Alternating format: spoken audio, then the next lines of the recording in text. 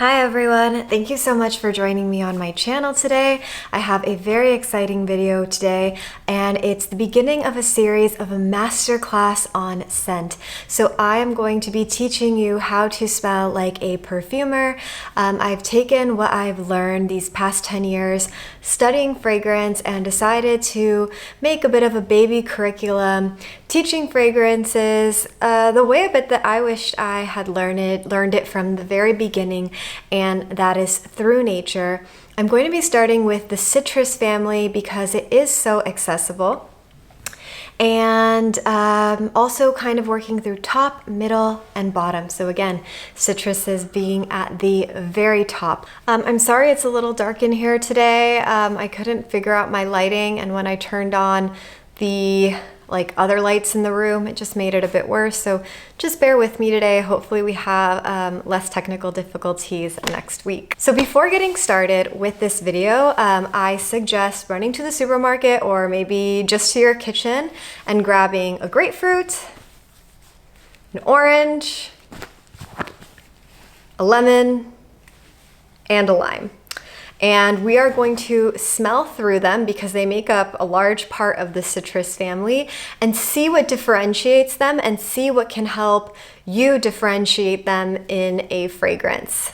Citruses are found in pretty much every fragrance just because they're so useful as a top note due to their volatility. So, you're going to smell them right away. They're going to give a lot of brightness and give that immediate impact and addiction to a fragrance. What I think is also really nice about the citrus family is they're kind of all just different versions of each other. So they're all built on a volatile organic compound called limonene, and this is about as chemistry as this class is going to get, and then we'll move on more into descriptors. But limonene is really important. It essentially just smells like orange juice by itself, and then you're gonna see that kind of orange juice base in all these citruses, and actually then they're just kind of modified by other volatile organic compounds, which we're not going to get so into, but we are going to use them as a descriptor.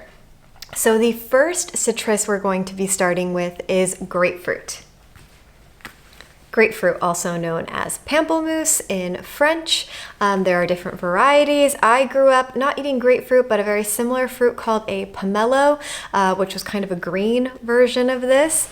But what they both have in common is what separates them from the orange is this more juicy, more sulfuric smell. That's a bit more bitter, a bit more green, and that's thanks to a molecule called nootkatone, which is giving that extra juiciness to the grapefruit that we don't see in the orange. Now, when we're smelling our citruses, the best way to go about it is actually to scratch it or dig your nails into it to leave an indent, and this is going to release all those volatile organic compounds into the air so that we can smell them. Wow. Yeah, so that is very juicy. You do smell that orange juice base, even though it's a completely different fruit, even though we have a pamplemousse. And then again, yeah, something a bit juicier, a bit more tropical and more sulfuric.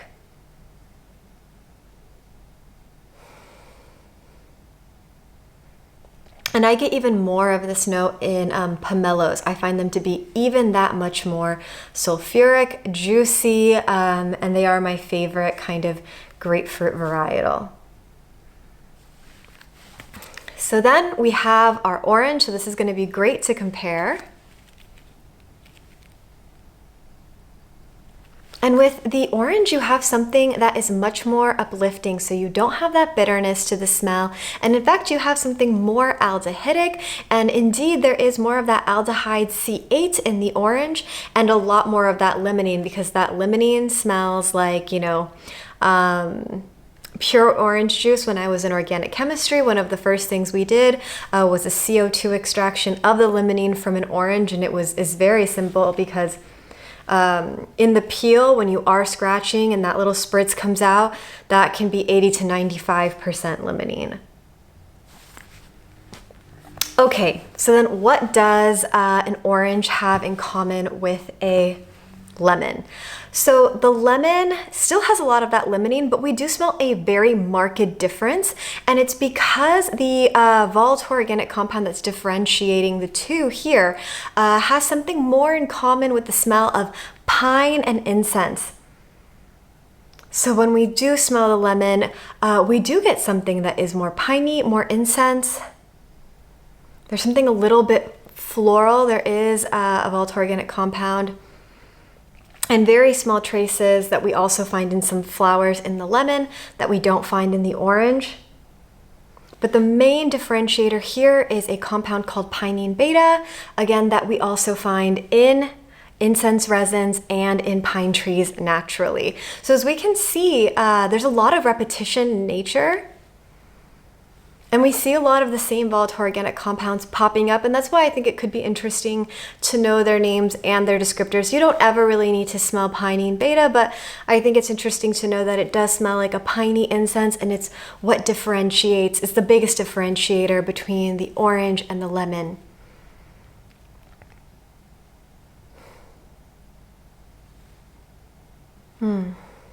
I love the citrus family. I believe it's just so uplifting, and it really makes you very happy when you smell it. So the last citrus I'm going to be comparing in person right now is that with a lime. And to me, lime just really has this Coca-Cola effect. And it's kind of a case of the chicken or the egg. Yes, of course, lime came before Coca-Cola, but for all of us, or for many of us, we were introduced to both maybe around the same time. Coca-Cola is just a big, commonly found drink. And so you can associate lemons with Coca-Cola or limes with Coca-Cola or Coca-Cola with limes. But that note is really very clearly there. And so I hope with this, now when you're smelling a fragrance and you're trying to figure out, is that a lemon top note, an orange top note, a grapefruit, a lime, you can refer back to these citruses that we have here that are very easy to find. And you can ask yourself, is it more Coca-Cola? Is it more incensey? Is it more this aldehydic straight grapefruit? Is it more juicy sulfuric? And the last citrus that unfortunately is very hard to come by in a supermarket is bergamot. And bergamot is a very special citrus because it shares a lot of those same volatile organic compounds as we see with lavender, particularly something called linyl acetate, which makes up a lot of the lavender smell, but a lot of the bergamot smell. So you have that limonene that we see in all of these citruses, that orange juice smell, and we see it paired with this fruity floral lavender smell. And that's why this note is so heavily used in perfumery and so precious in perfumery, because it's really the Hannah Montana of citruses. You get the best of both worlds. You get the best of the fruity family and floral family, and also the best of the citrus family all together in one fruit. And it's very, very useful for making that bridge between that very sparkling top note and getting into the heart, which we will talk about in further videos.